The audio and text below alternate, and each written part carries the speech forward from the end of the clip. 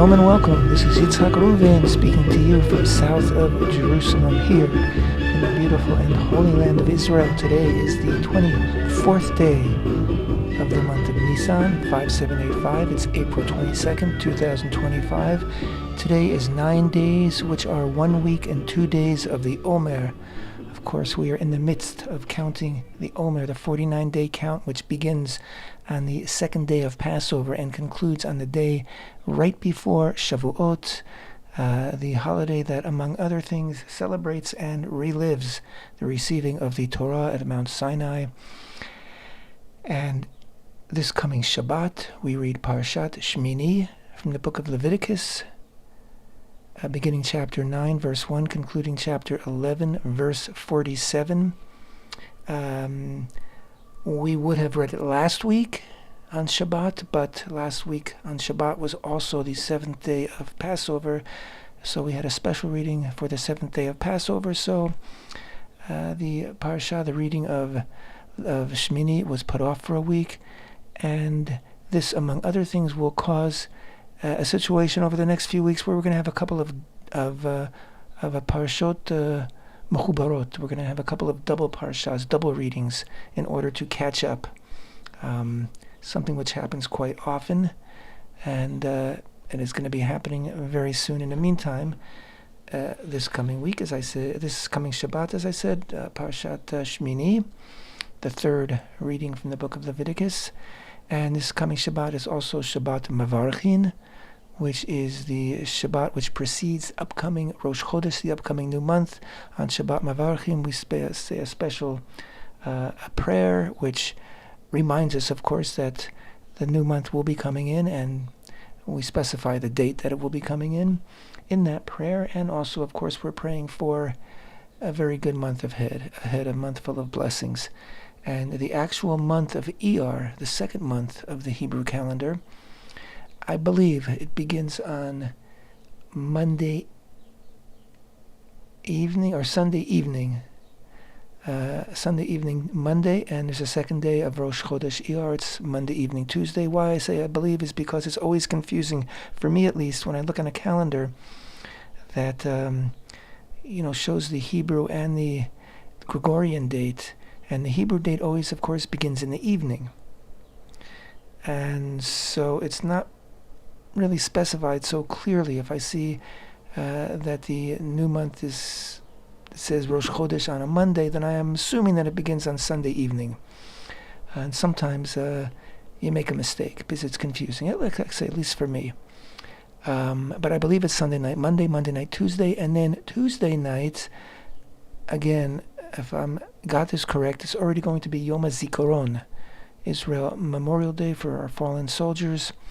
And that's followed immediately on Wednesday evening by Yom HaAtzmaut, Israel Independence Day. Now, Yom HaAtzmaut is usually would be celebrated on the 4th of Iyar, but it is pushed up a day or two early, both of those days, because otherwise it would run into Shabbat, and that could be problematic. I believe that is the reason for the scheduling this year, because it's coming, it looks to me, right on the heels of Rosh Chodesh Iyar. If that was confusing to you, I apologize, but it is a little bit confusing. But I must say that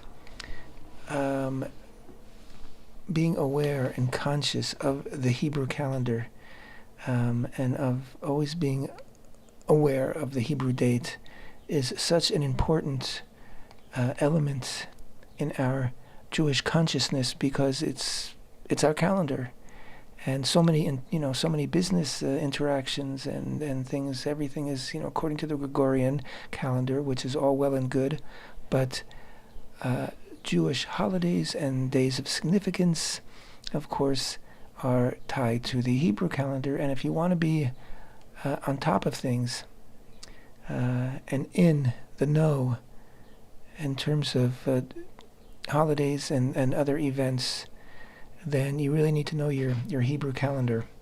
It is essential. Of course, as we know, we've mentioned many times in the past few weeks, it was the first commandment that Israel received as a nation while still in Egypt, because once you have that calendar, once you have control over time, then you can become a people, you can become a free people. Let us talk a little bit about, or a lot about Parashat Shemini, because next week we'll be able to talk more about the month of Iyar and about Yom HaZikaron and Yom HaAtzmaut. So we can focus today much more on Parashat Shemini, which is a very interesting parasha. As I mentioned, just in recapping, last Shabbat was the last day of the festival of Passover here in Israel. Now, Jews in the diaspora, Jews outside of the land of Israel, always celebrate a second day, an additional day to each holiday, to each of the Torah holidays, meaning Passovers, Shavuot, Sukkot, and Rosh Hashanah is 2 days for everybody. So it's the three pilgrimage holidays, and that is because in ancient times, to get the word out to the distant diasporas in time so that they would celebrate the holiday on the right time and the right day was difficult, because in those days the identification of the new moon was done by witness. We didn't have a fixed calendar like we do today, and that witness had to arrive in Jerusalem and testify before the Sanhedrin, and 2 witnesses had to actually testify, and then it would be declared the new month. And then, of course, in the new month, certain offerings are made in the Mikdash, in the Holy Temple, and then either by torches on various mountaintops or by horseback, the call would go out to communities all throughout Israel and in the diaspora that it was the new month, but the word might not get out in time for everybody, and this was always especially crucial, of course, on Rosh Hashanah, because that begins on the first day of the month. The other days, the other holidays, you have a bit of time. But in any case, as a extra precaution, the diaspora communities were given an additional day to observe the holidays. So for those Jews outside of Israel, their Passover holiday ended Sunday evening, but here in Israel it ended on Saturday evening, the conclusion of Shabbat. And it was a very beautiful week here in Israel, weather-wise. It was a little bit cool. Right now it's quite hot, but it was a little bit cool and beautiful time of year. So everybody's out during the week, the Chol HaMoed, the intermediate days of Passover. Everybody's out. Many people go to nature reserves and just want to be out and enjoy the beautiful weather, the beautiful countryside. And as I mentioned, also we are counting the Omer, and it's such an amazing thing to do. You know, it sounds okay, whatever. You count each day. You add a day each day. Today is the 9th. This evening will be the 10th, etc., etc. But when you do it, and when you do it each day, whether you're doing it as an individual or if you can, it's very, very good to do it with a congregation. It creates its own energy, and it gives us a sort of a empowerment. And we know that these 49 days are considered to be days of very, very propitious days for self-improvement, self-inspection, self-improvement, to sort of recalibrate and to polish up things that may have in our soul that may have become tarnished. I mean, of course, every day is a good day for doing this, but we understand that the 49 days of the Omer are a beautiful, beautiful opportunity, because those were the days that Israel, after it left Egypt, also had to do tremendous amount of spiritual work in order to be fit to receive the Torah at Mount Sinai, because they left Egypt in a state of tremendous and even dangerous impurity because of the impurities and the decadence of the society of Egypt that they were immersed in. So they needed those 49 days in order to emerge from that and become ready for Sinai. So we too want to be ready for our reenactment of the Sinai revelation, and we too always can use some brushing up and a tune-up for our souls. So that's what this is all about. And again, there's many traditions attached to the counting of the Omer, the idea of the Sfirot, the Kabbalistic emanations of HaShem that also are part of the tradition of counting the Omer. I'm not going to get into that right now, but if you have never done it, give it a go. And this, may seem odd, strange, whatever, the first few days, first few week or so maybe, but as you start to build up and get closer and closer to that end goal, 49, and getting ready for Sinai, for Shavuot, you'll feel the anticipation, the excitement, and the energy that's building up. Highly recommend it. Let's talk about Parashat Shemini. It is, as I said before, the third parsha of the book of Leviticus. And the book of Leviticus, of course, is also known as Torah HaKohanim, the teaching of the Kohanim, of the temple priests. And of course, up till now, that's exactly what it's been. It's no wonder that it has that title, because we've been learning all about the different korbanot, the different offerings, and how they're to be performed. And it's a lot of detail.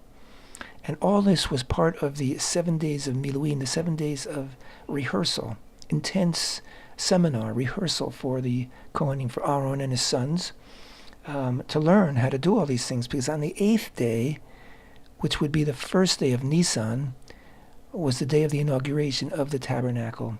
And that, of course, was an amazing day. We talked about it recently, the 10 crowns of the 10 crowns of Nisan, of the first day of Nisan. And I'm just going to see if I still have them readily available. If so, maybe we'll go over them quickly. And if not so, nope, I'm not finding them so quickly. But of course, they had to do with the tabernacle itself. First of all, it was the first of the month. It was actual same day, the first day of the week in Sinai. That it was also the same day, the first day of the week of the first day of creation. It was the day of the first day of the offerings, the first day that fire came down onto the altar from the heavens, first day of that Aharon blessed the people with the priestly blessing, etc., etc., etc. And we're about to discuss that here in Parashat Shemini. So let's begin. Beginning in Leviticus chapter 9, verse 1, Hebrew than English. Vahi bayom hashmini kara Moshe la'Aharon ulevanav uleziknei Yisrael. Vayomer el Aharon kach lecha egel ben bakar lechatat va'ayel le'ola tmimim va'akrev lifnei Hashem. ואל בני ישראל תדבר לאמור, קחו שעיר עזים לחטאת ועגל וכבש בני שנה תמימים לעולה ושור ועיל לשלמים לזבוח לפני השם. מנחה בלולה ושמן, כי היום השם נראה עליכם. Okay, it was on the 8th day. Moshe summoned Aharon and his sons and the elders of Israel. He said to Aharon, take for yourself a young bull for a single offering, for a sin offering, and a ram for a burnt offering, unblemished, and offer them before Hashem. And to the children of Israel speak as follows: take a he-goat for a sin offering, and a calf and a sheep in their first year, unblemished, for a burnt offering, and a bull and a ram for peace offering to slaughter before Hashem, and a meal offering mixed with oil, for today Hashem appears to you. So this is the big day, and Moshe is giving Aharon and his sons instructions for the offerings they need to present on their own behalf, and the offerings they need to present on the behalf of all of Israel. And again, in the upcoming verses and paragraphs, there's more and more and more detail about this opening ceremony. Very fascinating, very hard to imagine, hard to understand where it's coming from. That's always the challenge of understanding the avoda, the work of the Kohanim, what was done in the temple, the offerings that were made. It's it's something between us and HaShem, and so it's not simply human understanding, human logic. There's also an element of HaShem, our partner in creation, and so it's difficult. I mean, everything can be sorted out and explained, but there's still a mystery to it. Like, why? That's always a question, always a challenge. And again, just like I was saying about the counting of the Omer, I do believe that, God willing, when we renew offerings, and I know not everybody, is so sanguine, how's that for a word, about renewing the offerings. But when we renew the offerings, I think we'll gain insight that we can't possibly have simply by reading about it. Everything about Judaism is experiential. It's like I say, so counting the Omer, okay, look at a piece of paper and it sounds, all right, whatever, you count from 1 to 49 over 49 days, big deal. But when you do it, something happens. And I believe when we're actually in a position of making offerings, there'll be an energy and an understanding that we can't possibly grasp otherwise. Moving right along. So this whole opening ceremony is taking place, and everything is going beautifully, and offerings are being made, and then we read in verse 22, Aharon raised his hands toward the people and blessed them, right? That's the famous priestly blessing, the one that was many, many Kohanim this past week, over 2 days, came to the western wall of the Temple Mount and blessed the people in the audience in the western wall plaza, as has become a modern tradition over the holidays, over the pilgrimage holidays, over the past decades, and tens of thousands of people were there in each day. That's why it had to be over 2 days, because of so many people wanting to participate. And this was the first time that he actually made the blessing before the people. And then we read, and Aharon raised his hands toward the people and blessed them. Then he descended from having performed the sin offering, the burnt offering, and the peace offering.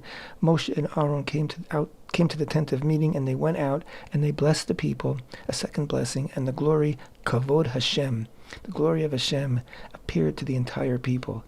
So something appeared.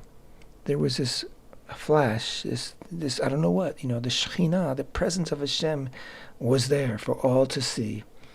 A fire went forth from before HaShem and consumed upon the altar the burnt offering and the fats. The people saw and sang glad songs and fell upon their faces. That was verse 24. I just want to read Vayaronu, Vayar kol ha'am, Vayaronu, Vayiplu al pneihem. I just love it in Hebrew. Everybody witnessed this, and they just fell on their faces, singing with ecstatic joy. This is an incredibly high moment, maybe the highest moment.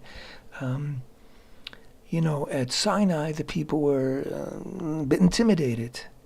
Here, though, it seems like everybody, they built this. They built this. The tabernacle itself was an offering to Hashem.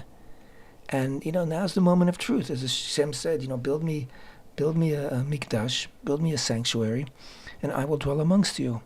And he gave it with very specific instructions, and the people rushed to fulfill those instructions in every detail.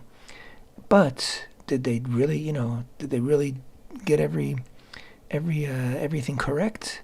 Is it really going to be what Hashem wanted? This is the moment of truth. Is Hashem's glory, is his kavod, the Hebrew word, is Shekhinah, another Hebrew word for it, is his presence going to really enter, as he said? And yes, this is the moment where it does, and the people are just so grateful. They have done something that Hashem so perfectly approves of, that he's placing his presence amongst them, just as he promised. And of course, very visually, very viscerally, they see the fire sweep down from heaven and consume the offerings that were placed upon the altar. So it doesn't get any better than this. This is a high moment. This is a high mark in one of the high marks, if not the high mark in all of the history of the people of Israel. And then we read the very next verse, chapter 10, verse 1. The sons of Aharon, Nadav and Avihu, each took his fire pan. They put fire in them and placed incense on it. And they brought before Hashem an alien fire that he had not commanded them. A fire came forth from before Hashem and consumed them, and they died before Hashem. So in the midst of this ecstatic joy, this sense of wholeness, this sense of peace, this excitement, tragedy strikes. And it's pretty astonishing. You know, it always amazes me that our Torah doesn't cut corners. It doesn't leave anything out. It doesn't, try to smooth over the rough edges. It doesn't try to spare us any discomfort. This story could have been not told. And, we wouldn't have known. We would think, oh, amazing, perfect day, beautiful day, fantastic. But we were told. It did happen, and we are told. The Torah leaves nothing out. A tragedy happens. And why? And what follows? These are incredibly deep things, incredibly hard for me to really wrap my mind around. So they did something wrong. Apparently, again, it was very clear they brought an offering they were not instructed to bring. Why did they do that? Some have it that they simply were just so swept away by this ecstatic joy that they said, let's do a little more, let's do a little extra, let's even go a little further. And they were not instructed to do that, so they died. Now, did they die? Were they killed because Hashem said, I didn't say this, you're wrong, and this is your punishment? That is one opinion. Did they die because simply, the altar, this is dangerous stuff. This is, you have fire, you have, this is not simple stuff, and they just messed up, and so as a result of their error, maybe they got too close to the altar fire. Maybe they caught on fire. I don't know. So was it just simply because they did the wrong thing, they found themselves in a dangerous and ultimately fatal situation? Meaning, was it a work accident, or were they being punished?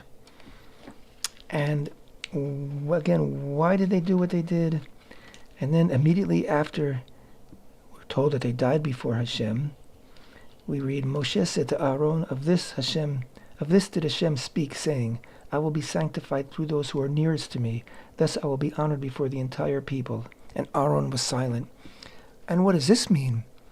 What does it mean that Moshe said to Aharon, of this did Hashem speak? That Hashem had spoken this to Moshe apparently before this incident, saying, I will be sanctified through those who are nearest to me. And there is a midrash that's saying that Moshe assumed that it would be him and Aharon. And Aharon especially was concerned because of the incident with the golden calf. He was very culpable for that. And so, Moshe thought it was going to be, if something was going to happen, it was going to happen to him and to Aharon. Now, why would something happen? I don't know. Again, I'm not the world's greatest expert.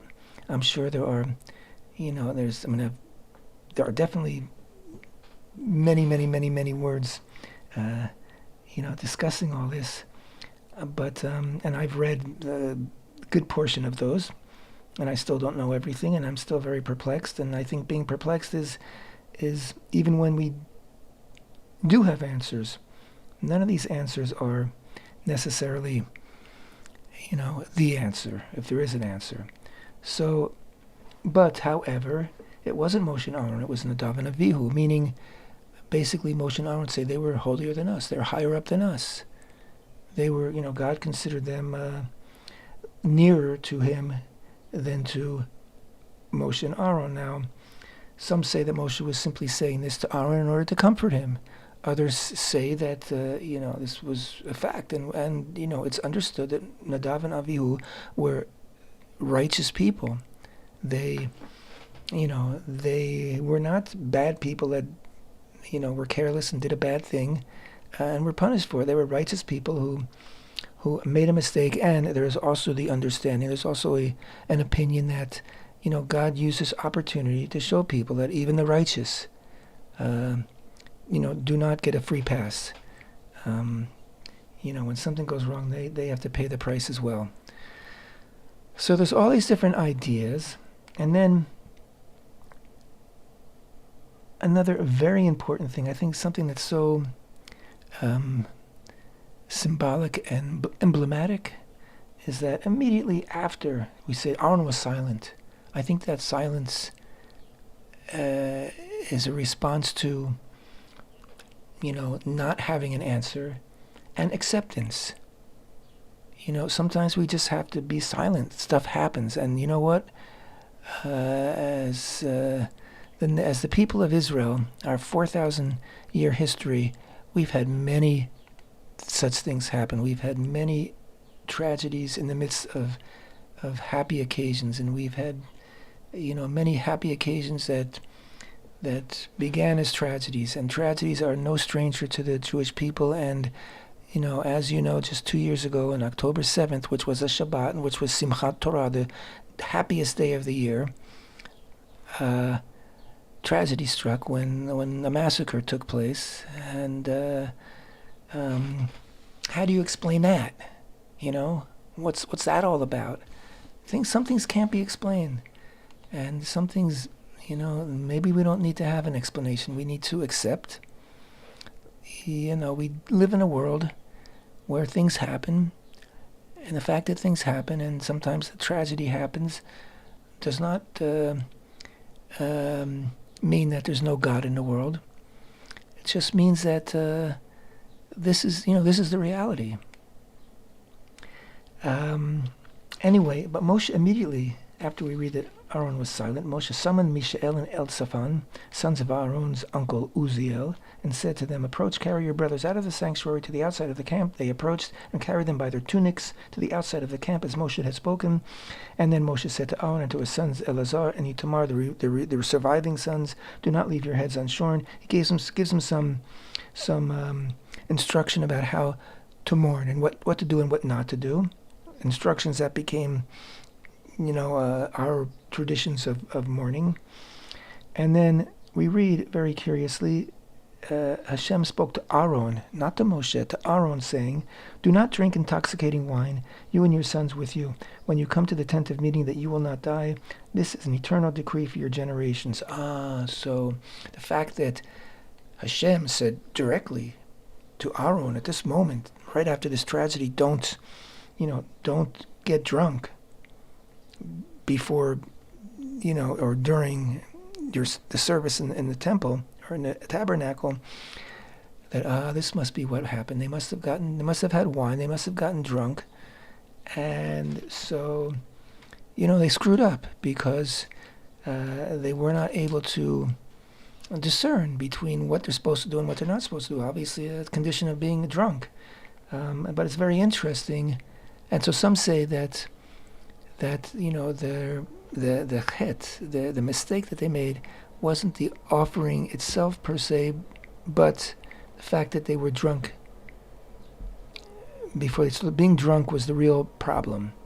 Now, if that's the case, it's very interesting. Why wasn't, with all the instruction that we've been reading for the Kohanim about how to conduct themselves in the tabernacle, the Mishkan, later the temple, the Mikdash, we haven't yet read about this rule. This is a very important rule, and now we only read it after the incident. Again, I'm raising questions. These things can be explored, and there are many answers. There are many answers, to the questions. Answers to questions don't always mean you've got the answer, but they're answers to the questions. We have questions, we have answers. But right after that, in fact, it says here, right after what I just read, it says, in order to distinguish between the sacred and the profane, and between the contaminated and the pure. So, yes, if you get drunk, you're not going to be able to make distinctions, very important distinctions that you need to make, especially in the service, in the Mikdash, in the Mishkan, that you need to make. But right after that, the show must go on. Moshe continues. He gives new instructions to Aharon and Elazar and Itamar. And in fact, at some point we read that there seems to have been they made a mistake, and Moshe was incensed about it. And then Aharon seemed to have smoothed things over. So this is real. This is real. This isn't a fairy tale. This is like we're getting real honest reporting here. This is not fake news. This is not, what passes for journalism today. This is really what happened. It wasn't perfect. There was an amazing moment of intense joy. Hashem appears. His presence appears. And then there was a tragedy. And then there was, instructions how to deal with the tragedy. And then, as I said, the show must go on. And the show did go on, and it went on successfully. There was a glitch, which I just mentioned, and that got ironed out. But I think this is another incredible takeaway from this in Judaism, in the life, the history of the Jews, of the people of Israel. The show must always go on. We've had many tragedies, and next week, or even this week, we are going to be observing Yom HaShoah, the Holocaust Day here in Israel and around the world. And of course, next week, Yom HaZikaron, Israel Memorial Day for fallen soldiers and victims of terror. And those just happen to be 2 days that commemorate tragedy. But we've had many, many tragedies. But you have to pick yourself up and go on. We are told to choose life. And we're told to live by the commandments. Means that the commandments, the mitzvot of the Torah, are meant to teach us how to live and how to live good lives. And we can't let tragedy, as painful and as potentially debilitating as it can be, we can't let that stop us. We need to pick ourselves up and continue. Resilience, it's the word. And we have a purpose on this world, on this earth. We have an end goal. We're looking for the Geula. We're looking for the redemption. We're looking for the, rebuilding of the Holy Temple, peace, all those good things. That's what we're working toward. So we have to keep our heads up, and even in the face of tragedy, in the face of questions that we can't answer, we have to go on. And I think that's what the second part of Parashat Shemini is all about, because it goes from the inaugural ceremony of the Tabernacle to the laws of what we can eat and what we can't eat in terms of the animals and the fish and birds, what animals we can eat, what we can't, kosher, what's kosher, kashrut. And that also, has details. And I think the Torah is sort of saying two things. One is you want to have a relationship with Hashem, just as Nadav and Avihu did. Don't do it. Don't try to do it their way. That didn't work. Here's another way. You can have a very intense, a very there's a modern word I'm looking for. If I can't figure it out in a few seconds, I'll just move on. Maybe you'll figure out what I'm trying to say. A very self-aware life. Live life, be conscious of what you're eating, be conscious of what you're doing. And this is also something, again, there's no explanation why there's certain animals that we can eat and why certain animals that we can't eat. It's God's will, and it's also inexplicable. And we could just scratch our heads all day about it, or we can just do it. And by doing it, gain some insight, gain some understanding, gain some comfort by doing God's will. And I think that is the reason why the laws of kashrut, the laws of the pure animals and the impure animals, follows directly on the heels of the inauguration and the tragedy that occurred during the inauguration. Life is full of highs and lows, but in order to keep on going, you got to stick to the program. Thank you so much for being with me. Temple Talk.